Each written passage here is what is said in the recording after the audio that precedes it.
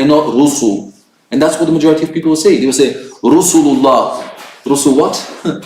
I don't understand what you are saying. An Arab would not understand you, you see.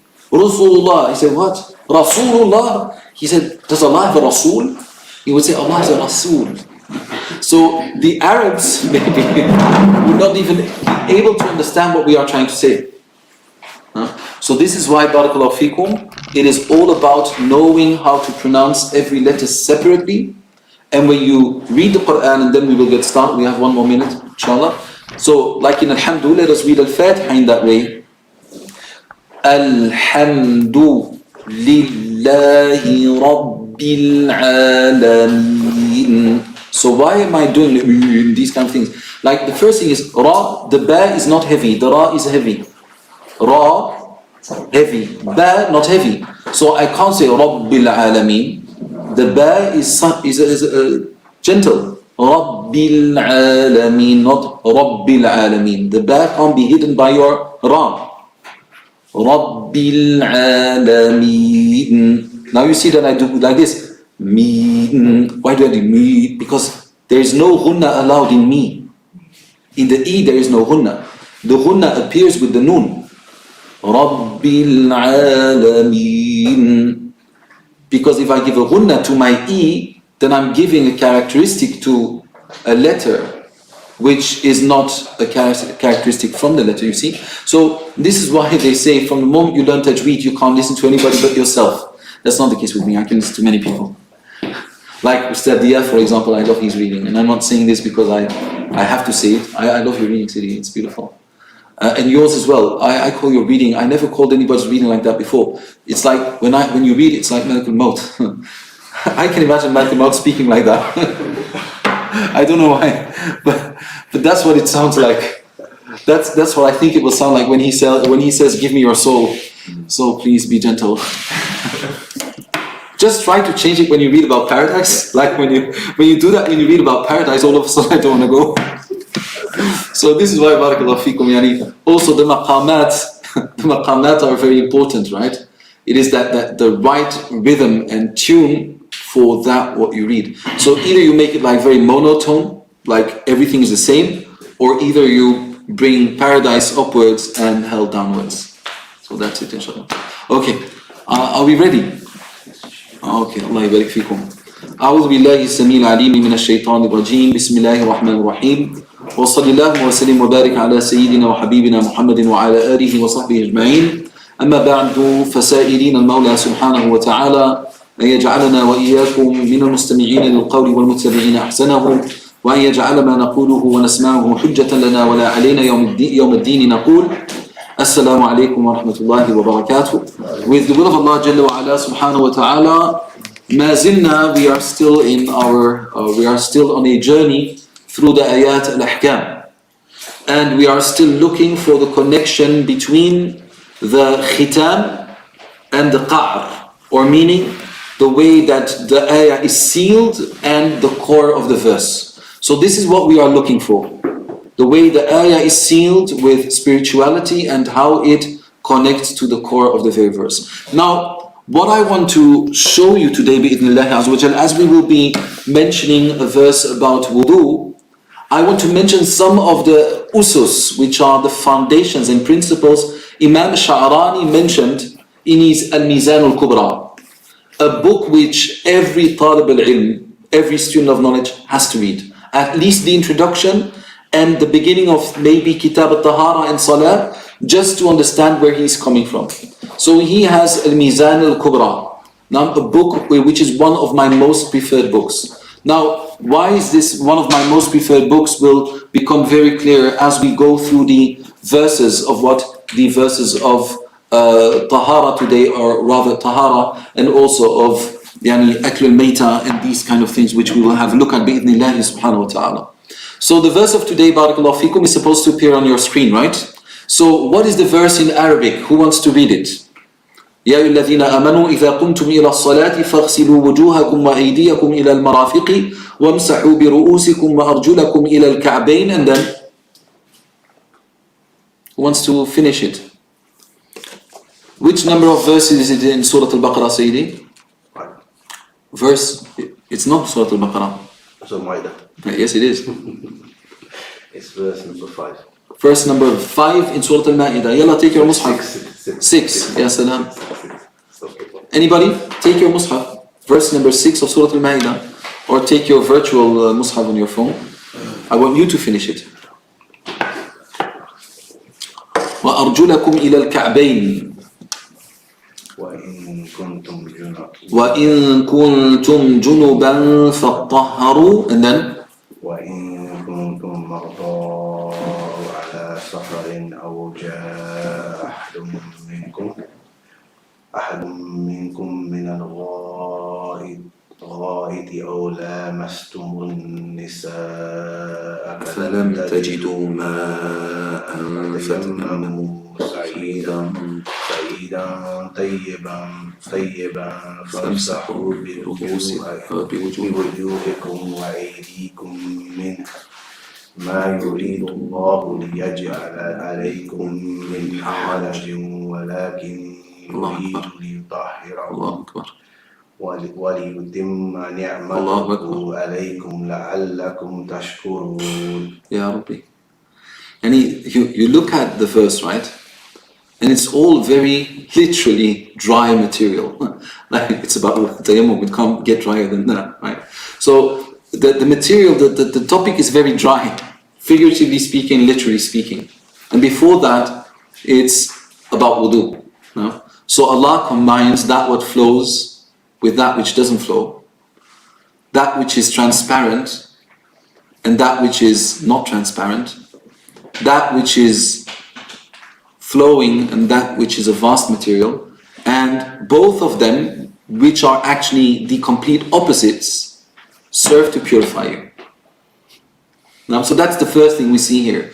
It is like Allah subhanahu wa ta'ala mentions transparent, flowing material which is always pure on its own.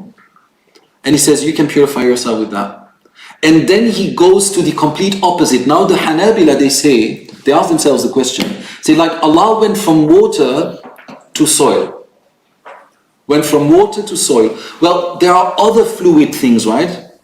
So wouldn't it have been more logical, and we're just asking ourselves the question, we're not going against what Allah is saying, right? So we said, if, for example, He would have said, well, use some rose water or other things, because even that scholars differ about like another fluid material. Do we say fluid?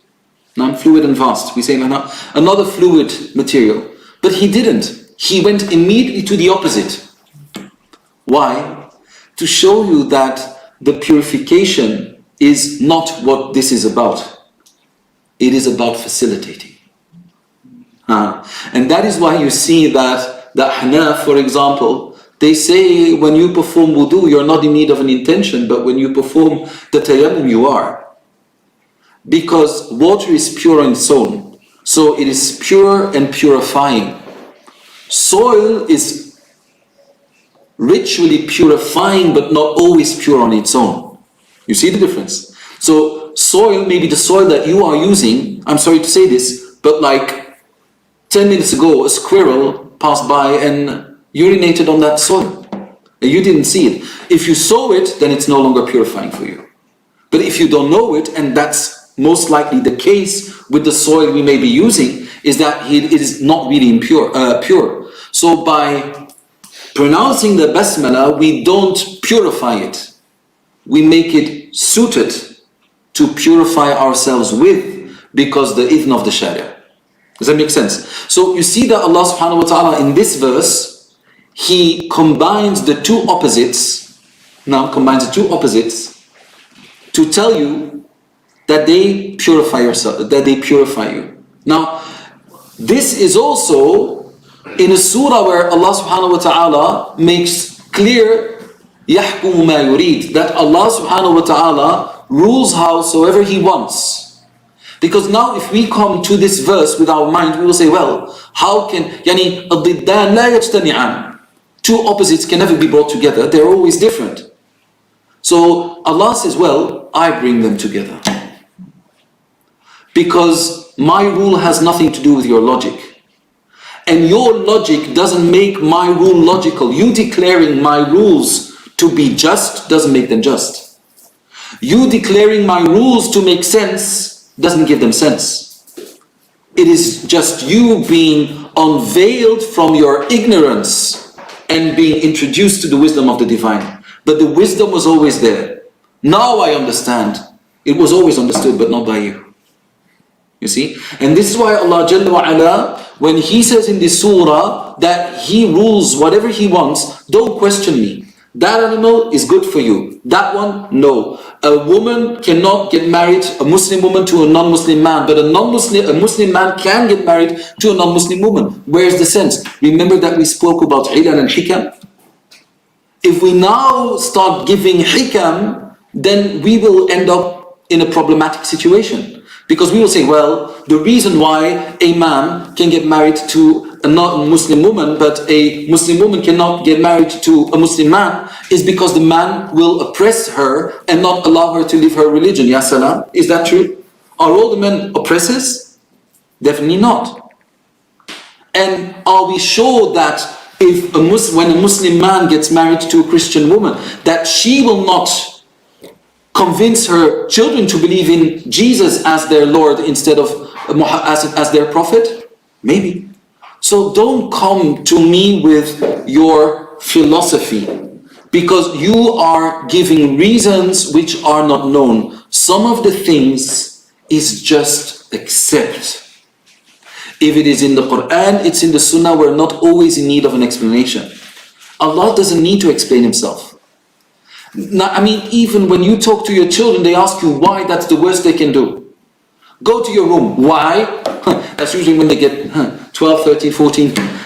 That's the why. I am my own identity. Why? Because I'm your parent. Go. I don't need to explain anything to you. But we do that all the time with Allah Jalla wa Ala. So here once again, in the midst of purification of a dry material, Allah is putting us check and mate, saying like, look, ibadah has nothing to do with your logic. I am worshipped in a way I want, not the way you want. So that's number one. So He's showing His majestic power in this verse. I don't need to explain myself. I just tell you what to do and you execute it. But at the end, when Allah subhanahu wa ta'ala mentions that there is wudu, and then He mentions that there is tayammum, even for those who find themselves in the grand or in a major state of major impurity or minor impurity, He shows us like all of that I am merely doing, and I am doing because I want to purify you. And why I'm doing this is because I do not want to burden you. Now, so even in the core of our existence there is facilitation. Because we were created to worship Him. And He could have said, well, I want you to use water and nothing else. And if you travel and the only water you have, is drinking water, and you know that if you were to drink it or to perform wudu with it that you would die, well then even then I want you to drink the water. I want you to use the water solely for wudu. If He would have commanded that, it would be just. It would be just. Because He's the King. But it's not like that. Like even at the very core of our existence, He facilitated things. Even in the Shahada. Now, مَنْ أُكْرِهَا وَقَلْبُهُ مُطْمَئِنٌ بِالْإِيمَانِ. Even in the Shahada, when his life was threatened, he said, something which goes outwardly against his religion. If he were to have meant it, then it would have taken him out of religion. But Allah doesn't just say, we allowed it. قَلْبُهُ مُطْمَئِنٌ. His heart is immersed in what? In belief. So Allah doesn't just say he's a believer. He says he's a true believer whose heart was at rest with Allah. So now you see that Allah subhanahu wa ta'ala gives facilitation even in the very core of our ibadat. Starting with the shahada, following with prayer. If you can't pray standing, then sit. You can't sit, then lay down and face with your face towards the qibla according to the madahib. If you can't, then move with your eyes. Some say no, the moment that you can't physically move anymore, then prayer, saqatat ank. You are no longer mukallaf, you are no longer asked to pray. So there's no such a thing as praying with your eyes anymore, right? So that's in prayer. You're traveling, just pray too. The Hanafis, they say you have to pray too because it's going back to the asl. It's not the rukhsat, it's a azima. Imam al-Kasani rahimahullah said that is a azima. Yani shortening your prayers is something you have to do. Now, not something you're allowed to do. And they say why? Because at the very beginning, prayer was 2 rak'at, not 4. They say so when we travel and Dhuhr and Asr become 2 rak'at, we are just going back to what it originally was. And that is an azima, it's not the rukhsah. So anyway, Imam Kasani rahmatullah alayhi, it's one of my preferred books in fiqh, even though that he doesn't always mention the mu'tamad of the madhab, and he's only ijtihad, he's one of these grand scholars, bada'i' as-sana'i', talib al-ilm. If a Salafi would read it not knowing that it's a Hanafi book, he would think that a Salafi Shaykh wrote it. Why? Because it's filled with proofs, aqliya wa naqliya. Now, with proofs from the mind in the light of the manqul, of al-kitab wa sunnah. Amazing book, read it. So now to come back, barakallahu fikum, the same with fasting or with prayer, for example, to come back. If you can't pray with wudu, pray with tayammum. If you can't pray with tayammum, then according to some fuqaha, you pray the way you are. And some say no, you can't pray and you make them up. When what? When you have water, or you can do tayammum. And some say you have to make up, but not if it's more than 5 prayers. So our scholars, they differ about these things because the majority of our proofs are open or are rather multi-interpretable. Now, the majority of our proofs are multi-interpretable, and that's why the scholars differ. And that is exactly why Islam, with its elasticity, gave us solutions to all problems. Because when we find ourselves in a problem and you have a faqih with you, he will be able to save you. He would say, it's okay, we have that. And that will be an exception on you following the madhab. But the mufti cannot hold you to your madhab if he knows that this will lead to your self-destruction. Or if this will result in you finding yourself in problematic situations, losing your job or doing whatever. Then it is for the mufti to dive into these different madhahib. So yes, we follow a madhab when it comes down to our usual stuff. We're not going to cherry pick, right? And even when we are in a problematic situation, we're not going to cherry pick. We're going to ask Ahl al-Ilm. And they now should not have a ta'assub. That is what I call a ta'assub al-madhabi. It's not a bad thing, but only in these cases where you know that something else will be of benefit for that person and you force them to follow your own principles. So anyway, to come back. So Allah facilitates everything. It comes down to prayer, okay, do 2. And if you're a traveler and you're not a Hanafi, join them. And if you're Hanafi, then do Jam'a Suri. not from Surya, no. The Jam'a Suri, outwardly join your prayers. Pray your Dhuhr right before Asr. When you give Salam, it's Asr time, now you pray. It's like you join them, no problem. That's in prayer, which is the Asl. Which is the core worship after the Shahada. So he facilitated the Shahada, then he facilitates prayer. Same with Sawm. Can't fast now, make it up later. Can never make it up again? Well, then you pay. You can't pay yourself. You can't pay yourself, pay nobody. SubhanAllah. Like that man that came to the Prophet ﷺ, he said, I can't fast. He said, well, pay people for the days you didn't fast. He said, Ya Rasulullah, I don't have. Then he gave him a bag of dates. He said, spend it on the poorest people in your town. He said, Ya Rasulullah, there's nobody who's more poorer than I am. He said, well, then spend it on yourself and your family. You see? So even there, we have this facilitation. Zakat. For example, zakat has to be paid because it's Allah's money. That is why they're saying the biggest fool is the one who boasts with zakat. Because zakat is not your money. So wow, I paid zakat this year. Zakat is not I pay. Zakat is I give away what is Allah's. Now, malullah. Now, haqqullahi fi malik. So it's Allah's right. But now, for example, I'm a Palestinian, right? And I'm being kicked out of my house, literally. And I had my treasure beneath my house. Nobody knows of it. And now I'm kicked out of my house. I still have that money. When I have a debt, I will pay zakat on my debt money. Yani when people owe me money, I will still pay zakat, and that is still my money, if I expect it to be returned to me. But if now I have my treasure there, then the scholars differ. But definitely there is the opinion, if your money is not accessible to you and you're not expecting to get it back, you don't have to pay zakat on it. So even in zakat, there's facilitation. You see this? So when you look at Hajj, subhanAllah, same thing.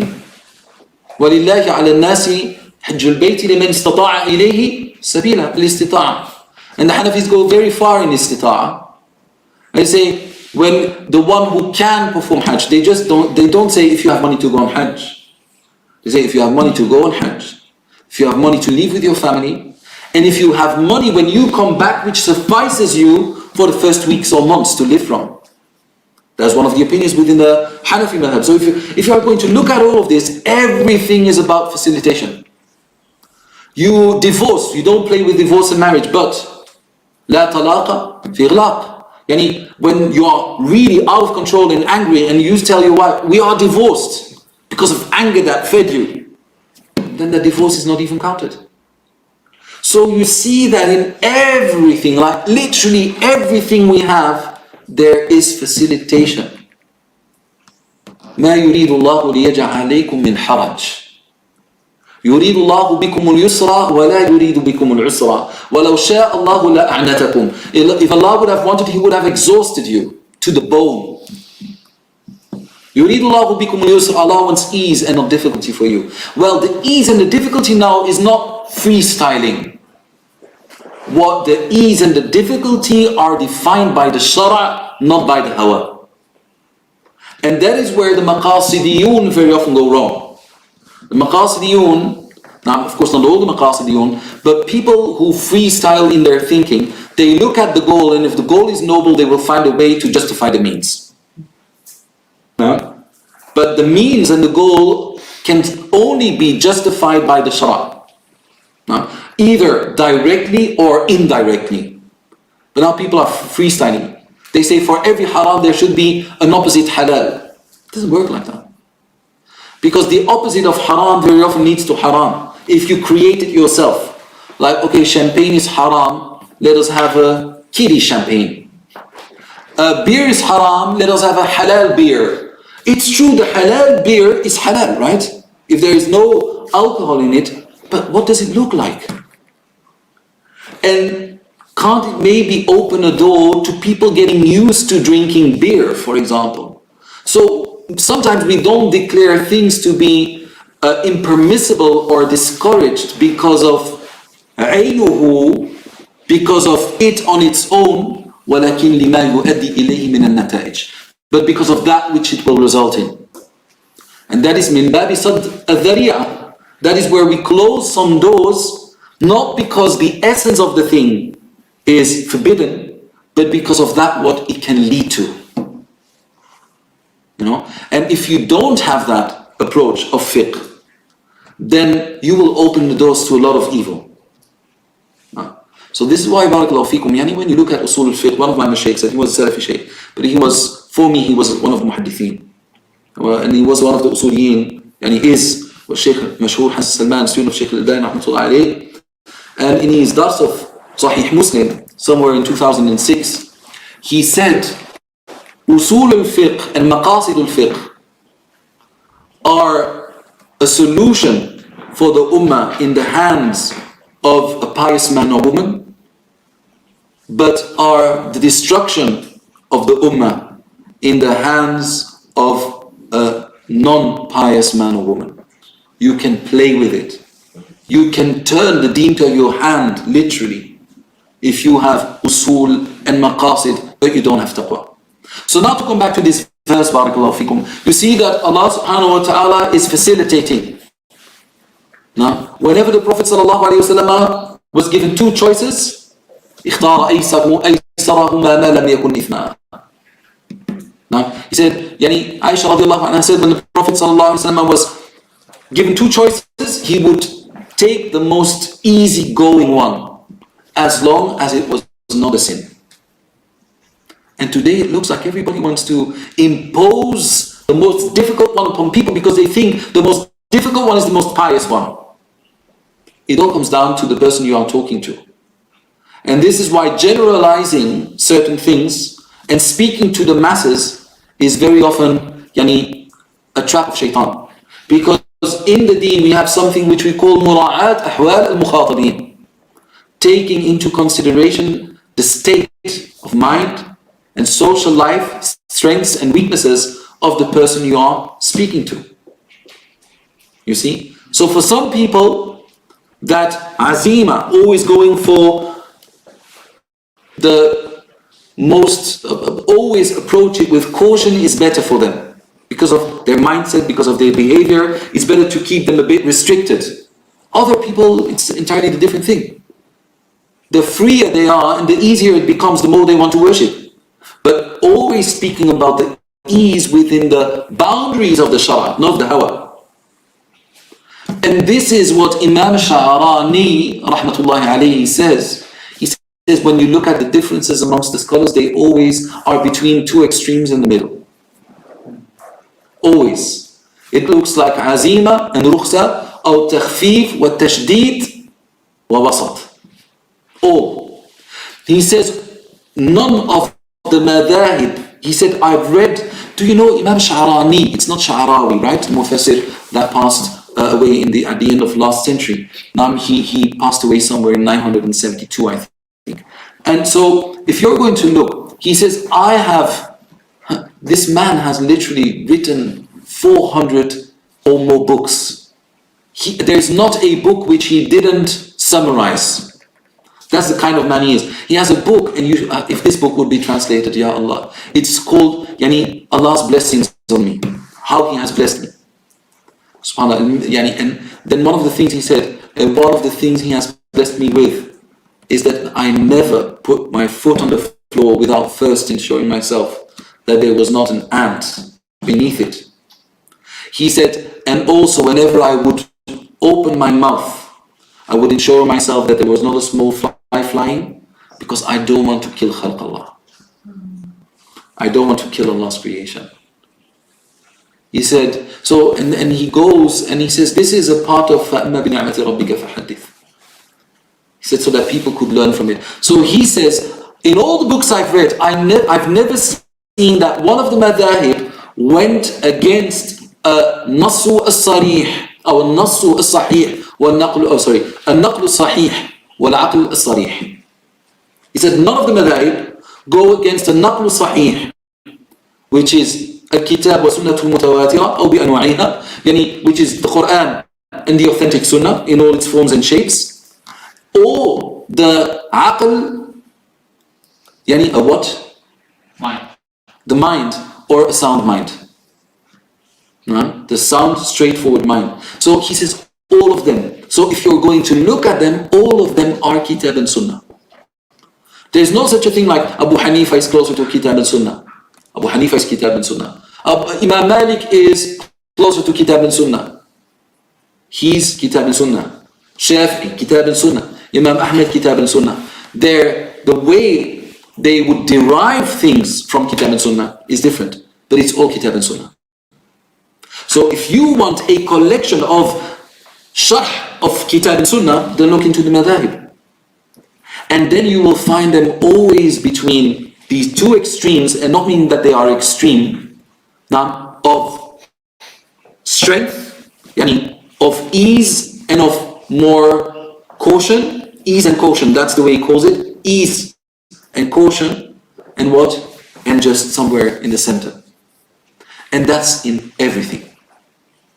Just have a look at the wudu, because we are talking about wudu, right? So the scholars differ about the basmala. Now the basmala being an integral part of the wudu, or is it something that precedes the wudu? Is it a part of performing wudu, yes or no? So now, barakallahu fikum, just to cut a long story short, because we want to get down to business and speak about the verse. So if we're going to look, barakallahu fikum, the basmala, they all went back to the hadith of Rasulullah sallallahu alayhi wa sallam, and where the Prophet ﷺ, he said, لا وضوء لمن لم يذكر اسم الله عليه. There is no wudu for the one who does not pronounce the name of Allah over the wudu. Now this seems to be very clear, isn't it? there is no wudu for the one who doesn't say Bismillah. Now the thing is, the mistake people today make is they come with one proof and they want to contradict you. But you're saying this, but look at the hadith. The hadith only got a meaning after you claiming that was the meaning of the hadith. So people in reality are not debating the hadith. They are debating the way that the hadith is understood.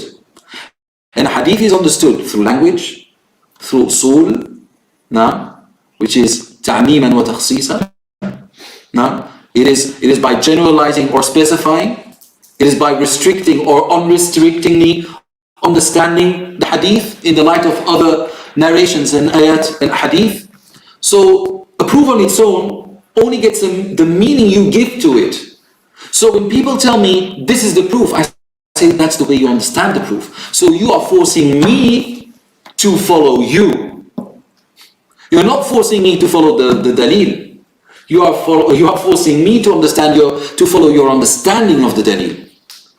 And how do you understand the dalil? So this is why when we go back, there is no wudu for the one who does not pronounce the name of Allah. So first thing we do is we will look at all the hadith about wudu. And then we see that it has not been narrated bit-tawatur at all, that the Prophet ﷺ or the Sahaba radiallahu anhum would what? Would pronounce the basmala before performing wudu. Secondly, we say in al-usul لا يجوز تأخير البيان عن وقت الحاجة. Now, meaning that when a rule is clarified by Allah, then the rule is clarified as a whole. So we won't say, like Allah says, if you want to perform the salah, then wash your face and do this and that. If the basmala would have been an integral part of it, it would have been mentioned in the ayah. So meaning that all the other things we do during the ablution are a specification which cannot be at the same level as that which has already been clarified. So the basmala not being mentioned there is another proof. Then the lugha, language, la wudu'a kamil. There is no complete wudu, yani al-ajr, for the one who does not pronounce the basmala. Do you see? So just providing a proof doesn't provide, the only thing we did was mention a hadith. It has no meaning until we give it a meaning. Now that meaning is in the midst of everything else. So this is why scholars differ. Some are mutashaddidun. Like when you look, for example, at some Hanabila, they literally say if you don't pronounce the basmala before the what? Before the wudu, then you have no wudu. I would say no, it's mustahab. It is what is recommended. So if you didn't pronounce the wudu, and then during the wudu, before the wudu, during the wudu you remember, then you go back to the beginning of the wudu, you say the basmala, and you perform it. And then they say, but if your wudu is finished, then you don't have to go back, because your wudu is valid. So you see that it's all about tawassut, wa takhfif, wa tajdid. Now, it is all about what? About caution, like, we should watch out, because there's a hadith. About the wasat, now it's better to do it. And about takhfif, it's okay if you don't do it. You don't have to repeat your wudu even if you remember. Now, the question Imam Sha'rani asked himself, does that mean that those who go for caution are more God-fearing than those who do takhfif? That's another question, isn't it? Like, those who do, are there, because their caution, is that a proof of their God-fearingfulness or whatever you want to call it? No. Because making it easy is a divine methodology. Making it easy is a divine methodology. And caution is also a prophetic methodology, al-wara. So they are all looking, so he says all of this comes down in the situation where you find yourself in. If a situation doesn't make it difficult for you to live up to the azima, do it. Or it comes down to your state of mind at that particular moment. Of course, we follow madhab. This is just the philosophy of Imam Sha'rani, rahimahullah, who was a Shafi'i by madhab.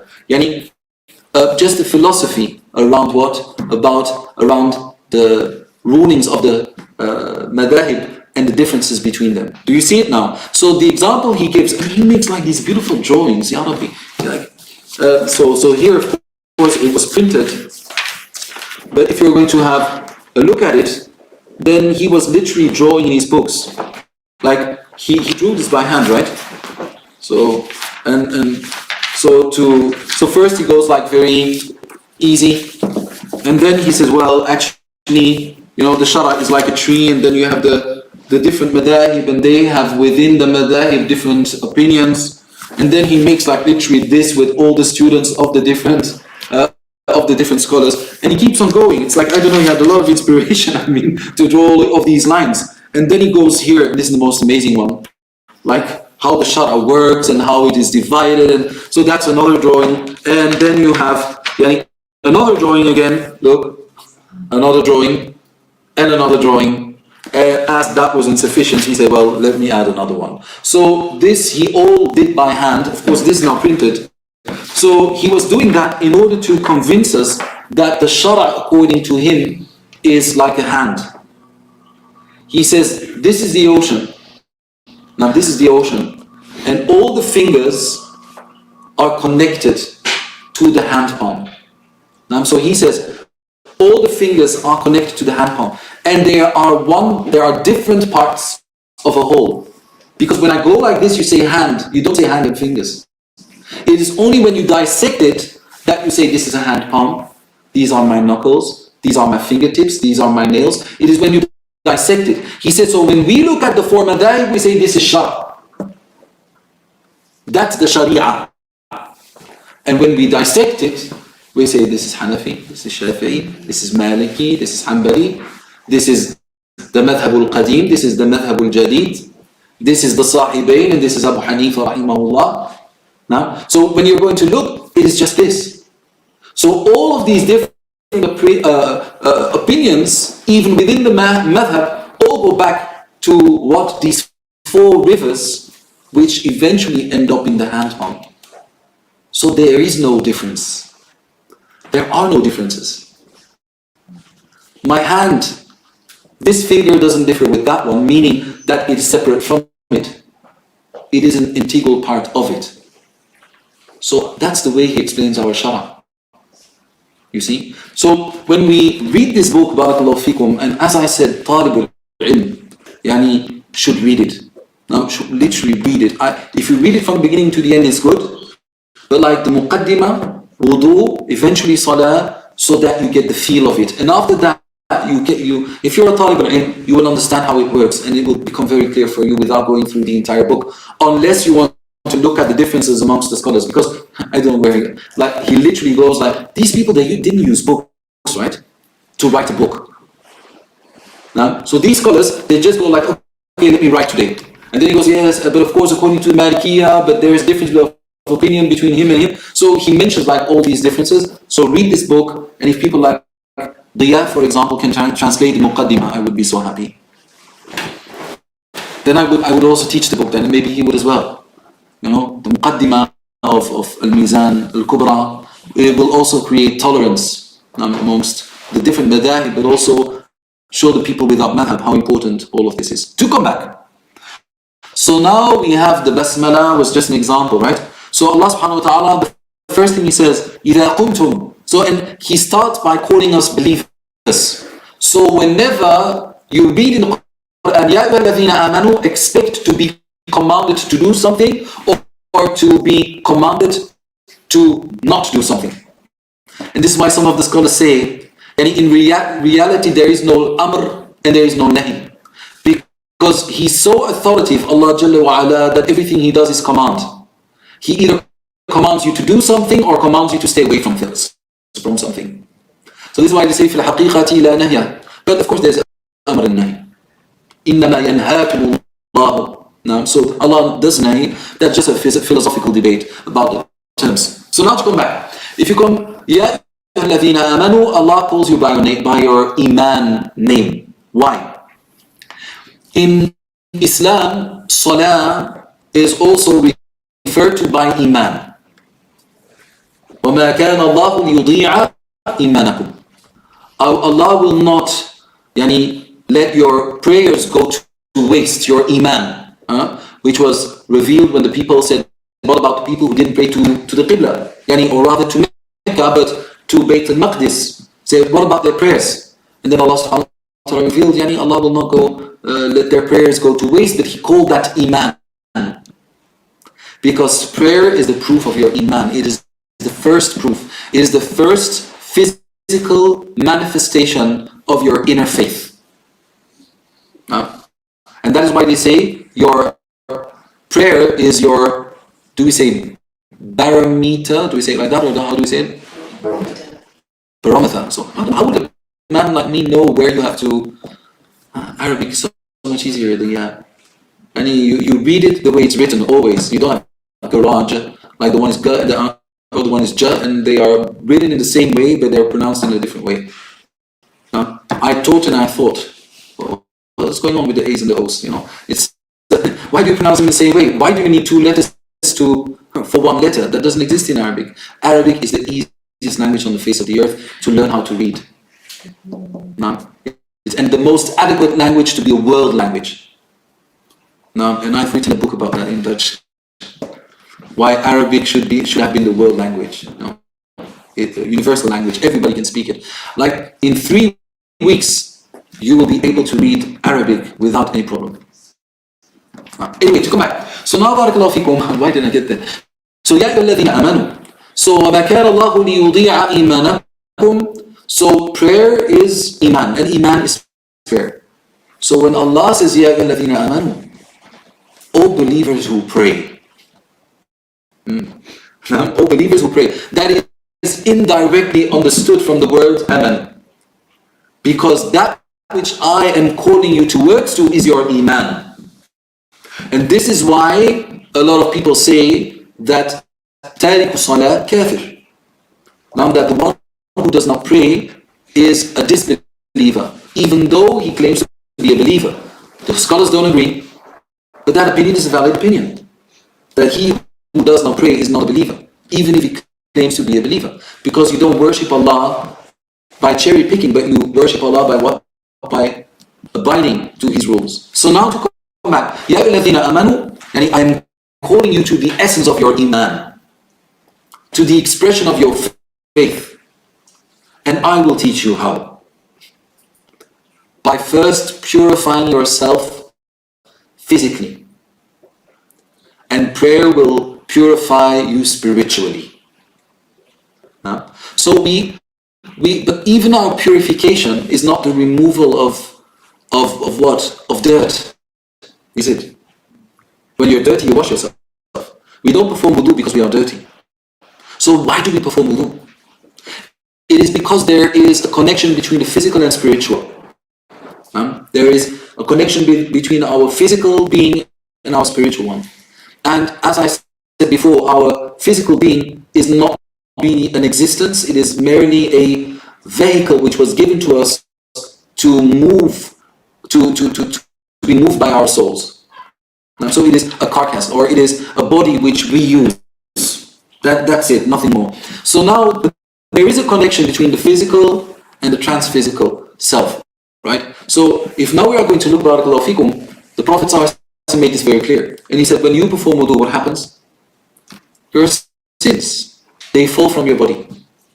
Your sins, they fall of your body. Like what you have looked at, what you have listened to, what you have spoken about, and so much more. Now, of course, people, they differ about why. I'm sorry, I'm going to stretch my legs towards you, sorry. Like if Imam al-Jordani, al-Shafi'i, he mentions in his book, Fath al-Allam, which is strangely enough also the title of some of the later books of the Neo-Hanabila. So he has in his book, Fath al-Allam, in his introduction, he speaks about wudu, and he says, why do we make wudu? He says, because we are the children of Adam. And Adam returned to Allah after the sin or mistake. And we return after our sins always to prayer. And they say when Adam, there's no proof of that, I just like to mention it.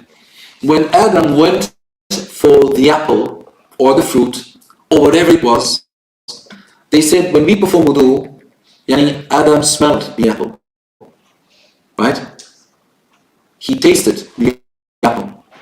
He looked at the apple. He listened to the whispering of the whisperer. He touched the apple, went through the branches and leaves, so it touched his arms, right? Then when he went for it, the branches definitely touched his what? His head. And he walked towards the what? Tree. Now we have a problem with the Hanafis. What about the neck?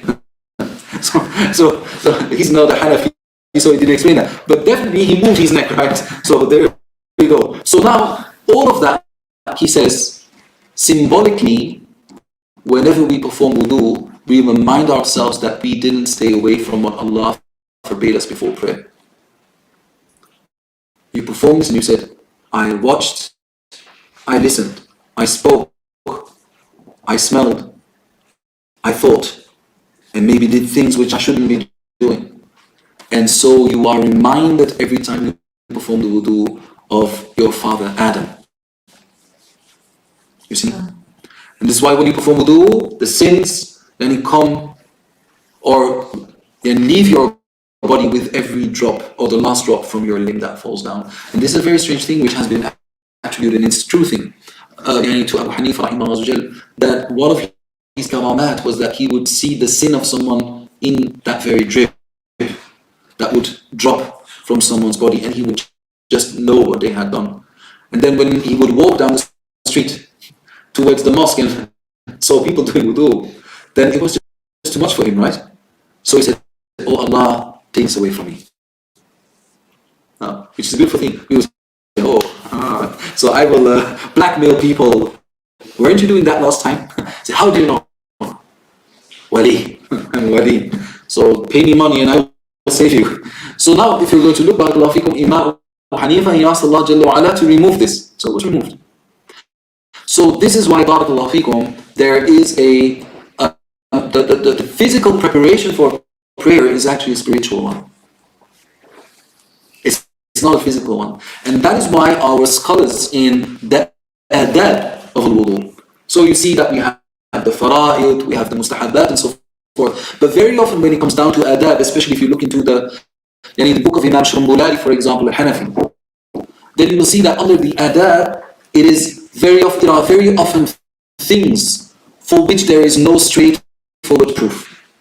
They are educational more than they are anything else. Like for example, directing yourself to the Qibla. Like for example, performing wudu on a higher place so that the water runs down, for example. Drinking the water after you have performed wudu, so not to let it go to waste, but not anyway. So it's not the ma'an stamina that comes from your limbs, right? So, and one of these things is not to speak.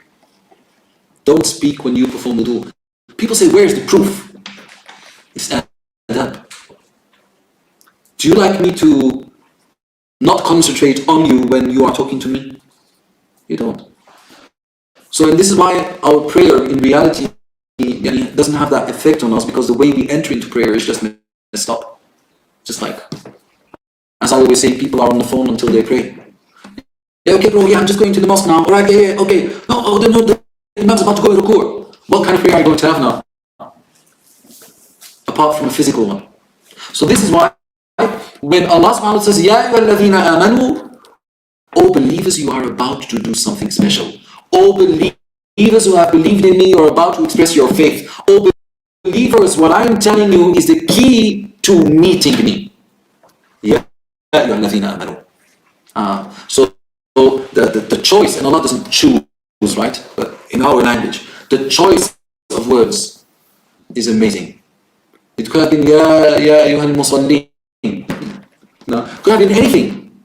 But if the word amanu is there, it's because of a reason. And the first reason being that it's connected to وَمَا كَانَ اللَّهُ لِيُضِيعَ إِيمَانَكُمْ. And because prayer is called iman. إِذَا قُمْتُمْ إِلَى الصَّلَاةِ. Now that's already the first thing where the scholars differ. Now إِذَا قُمْتُمْ إِلَى الصَّلَاةِ, according to the three schools, it is the dalil, the very proof that niyyah, intention, is a requirement for a valid wudu.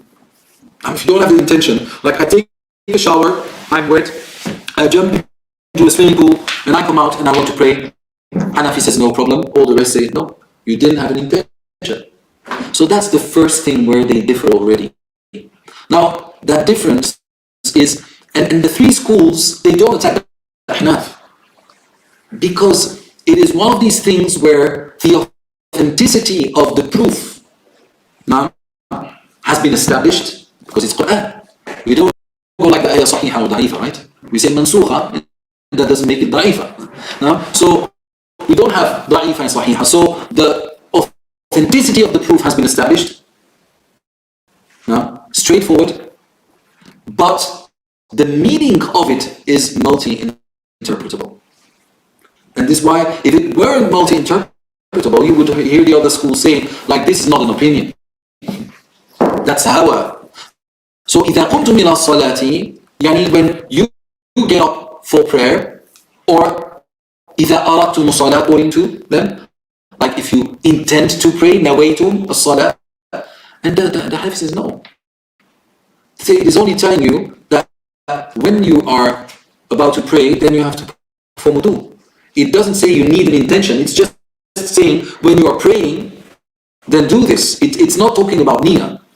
Now there's no niyyah here, they say. So now, إِذَا كُنْتُمْ إِلَى الصَّلَاةِ. Now you can say that the Prophet ﷺ said, إِنَّمَا الْأَعْمَالُ بِالنِّيَّاتِ. Actions will only, that's one of the meanings of the hadith, actions are only motivated and steered by intention. Some say no, الأعمال لا تقع إلا بالنية. Actions will only worship, actions of worship will only be considered to be acts of worship if you have an intention. But now you see, and that's very important, and take that from me, Abdullah ibn Abbas radiallahu anhu, he says no. He says the moment that you dedicated yourself to Allah, the moment that you said, I am a Muslim and I will serve Allah, then your actions are no longer in need of an intention, because your intention behind everything you do is Allah. That's the opinion of Abdullah ibn Abbas radiallahu anhu. So he says, yes, the intention, but what is the intention? It is the moment that you said, I will serve Allah, the moment that you said, I will live up to the Shara, then that is your intention. It is not in need of renewal. Okay, that's debatable, but you understand where I'm coming from. So now the Ahnaf say, وَإِذَا قُمْتُمْ إِلَى الصَّلَاةِ, they said, well, I'm not in need of a niyyah in order for the wudu, to be valid. They said because the clothes that you are wearing now, you did not wear them with the niyyah to cover your awrah in order to establish prayer later on the day. So if we are saying this about wudu, that means that the clothes you are wearing now, which you didn't wear with the intention to cover your awrah to establish prayer, and covering your awrah is a requirement, then why would it be any different with wudu? I don't see you taking off these clothes, for example, and putting them on again now with the niyyah to cover your awrah in order to pray. And they say wudu is exactly the same. Why do you differentiate between this and that? Because wudu is not part of prayer, it precedes prayer. Exactly like covering your awrah. You see? So now you see that, but they do say it is better to do it. They don't say don't do it. And they also say if you don't have the niyyah, then you don't get the reward of your sins being expiated. They agree about that. But they say you are being cleansed. So that's where the difference is. Now you see, it is once again between shidda and takhfif. You see the mizan. Martabatay al-mizan, like Imam al-Sha'rani rahimahullah calls it. Well, one moment please. So here you see, barakallahu fikum, like that is why they differ. So Allah subhanahu wa ta'ala says, Ya ayyuhalladhina amanu, because of the clear and straightforward relation between iman and prayer, وَمَا كَانَ اللَّهُ لِيُضِيعَ إِيمَانَكُمْ, and then what now we see, إِذَا كُنْتُمْ إِلَى الصَّلَاةِ, and they differ to start with about wudu. But the Ahnaf also say, and you can't imagine somebody doing something without intention anyway, that like literally is, but why? For me, the Hanafi school, barakallahu fikum, is a school which makes Islam, and I'm not saying the other ones don't, make or teach us what the minimal requirement is in order to established a valid form of worship. Right? So that's why in many cases you see that in Hanafi Madhab, they differ about certain things, and it's always about ease, usually. It's about ease. Unless it comes down to seafood. So it's about ease, shrimps and stuff, right? But then you have these other opinions where these big ones, it's okay. But anyway, so if you're going to look, it's about ease. And that's why, for example, we don't have the tuma'nina as a requirement in our prayer. Like even if from the moment I'm able to touch my knees with my fingertips, I can start saying Subhana Rabbil A'la, even Subhana Rabbil Azim, even if I'm not still, even if I move, Subhana Rabbil Azim, Subhana Rabbil Azim, Subhana Rabbil Azim, Sami Allahu liman hamidah. My prayer would be good. In other madahib, I have to stand still, come at rest, don't move, and only then can I say it. Now they say, why is this? It is because the Hanafi madhab was created in the midst of a very active community. Now, so in Medina, everything was straightforward. You had the grave of the Prophet ﷺ and you had the teachers. You know, it was paradise on earth. But from the people in Kufa, that is where the wars were happening. I'm not saying that never happened in Medina, but that is where the wars were happening. All the sects were around there. People were killing one another. You had the Muslims who had to leave from these places in order to protect the Ummah. So now if you're going to tell me, well, brother, stand still, make your wudu, you need a niyyah. I mean, how did they even be able, and now you can say, did they adapt the deen to the necessities? Yes, but within that framework of deen and not of hawa. They gave solutions based on Qur'an and Sunnah, derived now by using the tools and the principles of fiqh. You see? So this is why, once again, everything of it is Sharia. Like everything is my hand. When I dissect it, I have nails, knuckles, hand palms, whatever it is. But you see this is a hand. These four madahib, they are the hand. When we dissect it, it is Hanafi, Maliki, Shafi'i, Hanbali. But they are not separated from one another. They are a part of the whole. And with it, we are complete. Without it, we fall. Take away your thumb. May Allah preserve those who have thumbs. And may Allah subhanahu wa ta'ala make it easy for those who don't. If you try to do things without a thumb, your life becomes impossible. Just your thumb. And that is when we take away the madahib. We're taking away the thumb of your hand. And that is when nothing will function. Not meaning that people without a thumb can't function. Some of them, the majority of them, they learn how to compensate for that and very often excel and become stronger and better at what others do who can use a thumb. But I'm just speaking from that perspective. Like all of a sudden life becomes difficult, and that's what is happening now. We eradicated madahib, we made people believe that they are not necessary, and now we are incapable, and do we say incapacitated? Incapacitated? Say it again. Incapacitated. And we are incapacitated. Now, so this is why barakallahu feekum, and all of that is so important. We really need to revisit the way that we look at the madahib and the way that we look at different opinions, and then we will start becoming far more tolerant within the boundaries of Islam, and not following the hawa. You had a question, please. It was just about the niyyah, because and about the wudu. Because usually what happens is when you don't want to say, okay, I'm going to do my niyyah, but in your head you say, oh, it's a Zuhr time. I'm still in wudu or not? Okay, I'm going to go and do my wudu. Yes. But I've not said that, I'm going to do wudu and this is my niyyah for Dhuhr. That's what I'm saying. Because in your heart, that is your niyyah. So that was your motivation, yes. So that is niyyah. That's niyyah, yes, that's niyyah. But they say that the niyyah there shouldn't be a large gap between your niyyah and what you are doing. That is when it comes down to praying, for example. But as for wudu, even if there is a gap of hours between your wudu and your prayer, that wouldn't be a problem, right? So anyway, no, that's a niyyah. What's the time now? Is the time finished? Oh. Excuse me? We're okay. Okay, so now the last thing, barakallahu feekum. So إذا قمتم إلى الصلاة فاغسلوا, and that's already the second difference here. فاغسلوا, الغسل. What does al-ghasl mean? Well, the Malikis, they differ with us here.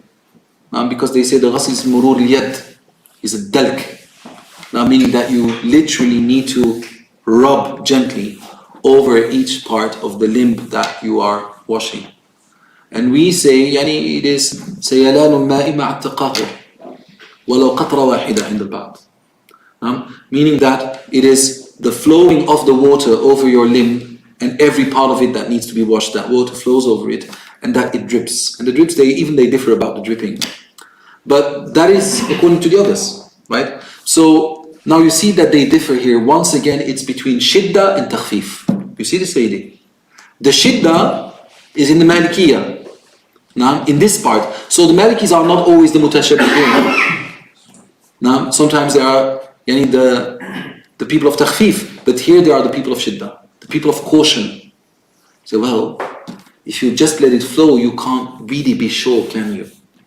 That you did, if you didn't rub it, you can't be sure that you have washed every single part of it. So they go for caution. Others say, well, that's not the meaning of the word ghasl. In the what? In the Arabic language. They say yes, but if something is required in order to establish the rule, then that which is required is a part of the rule. You see? So they say the only way to establish the rule and making sure that it's done well is by rubbing, so rubbing is included here in the ghasl. Because the shara redefines words. The shara can restrict the meaning of a word or expand the meaning of a word, like al-hajj. Before the hajj, the Arabs would say, hajjajtu fulan, for example, I visited that person. Now in the shara, it is restricted to the ziyarah of al-bayt, of visiting the house of Allah. So they say the ghasl can have a new definition within the shara. وَمَا لَا يُتِمُ الْوَاجِبْ إِلَّا بِهِ فَهُوَ وَاجِبْ. And that which is needed in order to establish a wajib is wajib. So you see where they are coming from, and then you have these people without aql or with aql, but they just don't use it, or with the aql and they misunderstand it. 3. So nobody can say, are you saying there are people without aql? No, I'm not saying this. Either they don't have aql, or they have aql and they don't use it, or they have aql and misunderstand it. Khalas? So then say, well, the Malikiyah, what's their dalil? What is their dalil? Astaghfirullah, look, rub. That's the way they go. They make fun of the big scholars in that way. Oh, forgot to rub, yeah? So subhanAllah. That's the way they disrespect our scholars. So now you understand where they are coming from. And this is why these scholars, now I'm not going to say they don't attack one another, but they don't say that the other's opinion is invalid for them. And sometimes they even go as far as to say, mura'atan lil khilaf. Now, we take into consideration the differences. Like, for example, Imam Nawsili, rahimahullah, in Al-Mukhtar Fatwa, when he speaks about al-bina, when he speaks about continuing building on your previous salah, when you're in the mosque and your wudu breaks and you go into the wudu room, which is supposed to be connected to the mosque or in the mosque, and you don't speak, you make wudu and you continue your prayer. And then they say, but because of the differences, and meaning that it's a strong difference, meaning that the others really have a strong valid point, we may not do it. And you have the same in all the madhahib. They take others into consideration. This is why sometimes even in Hanbali books they refer to the Hanafis. And the Hanafis refer to the Malikis when it comes down to a woman reading the Qur'an during her menstruational period. So then they say, here we go by the fatwa of the Malikiyah. But yes, so now to come back, barakallahu fikum, the ghasl, is it sayalan mal qatra wala wahida, or is it a dalk? So now, barakallahu fikum, why am I doing this? I'm not teaching you comparative fiqh studies. That's not what I'm doing. I don't believe in that kind of study. Unless you're a mufti, you're studying every madhab separately. There's no such a thing as studying 4 madhahib at once. That doesn't exist. What I'm doing, I'm trying to show you the methodology and the thought and the philosophy behind it, which is a very big difference. So this is not a comparative fiqh study. This is the mizan which Imam Sha'rani is referring to. So that we see that it's all shara, it's all okay, it's between takhfifin وتشديد. تخفيف وتشديد, which are both a منهج إلهي ومنهج مصطفوي. I ask Allah subhanahu wa ta'ala to make this beneficial, Ya Rab. And the next time we're going to have a look at the rest and see how the ending of the ayah or the khatam of the ayah is connected to the core message of the ayah بإذنه سبحانه وتعالى. سائلين المولى أن يجعلنا وإياكم من أهل العلم والعمل والإخلاص فيه, وأن يجعلنا وإياكم من أهل الهداية. اللهم اهدنا واهد بنا واجعلنا سببا لمن اهتدى. اللهم اجعل بقاءنا في هذه الدنيا صوما واللقاء معك يا رب عيدا, واجعل خير يومنا يوم نلقاك. اللهم إنا نسألك أن تكون مع المظلومين. اللهم أرنا في الظالمين يوما أسودا. اللهم إنا نسألك أن تجعل خير يومنا يوم نلقاك فيه, وأن تجعل محمدا صلى الله عليه وسلم قدوتنا وشفيعنا, وأن تجعله أحب إلينا من أنفسنا وأموالنا وأولادنا يا رب العالمين, وأن تجعل بقاءنا في جنات الفردوس الأعلى مع النبيين والصديقين والصالحين والشهداء والملائكة أجمعين. لا إله إلا أنت سبحانك إني كنت من الظالمين, والحمد لله رب العالمين.